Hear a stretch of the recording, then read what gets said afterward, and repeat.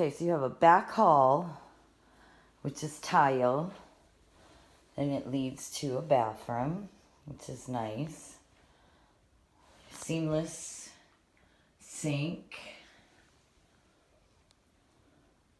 Popcorn ceilings in there. That's okay. A potty.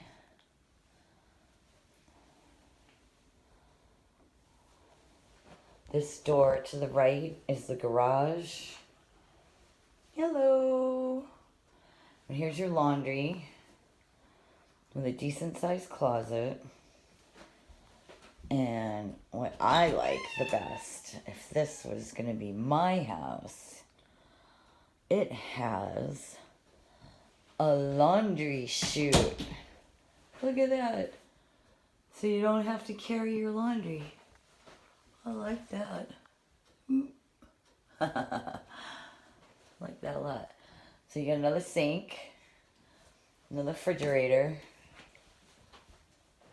lots of storage. It's nice. Off the kitchen.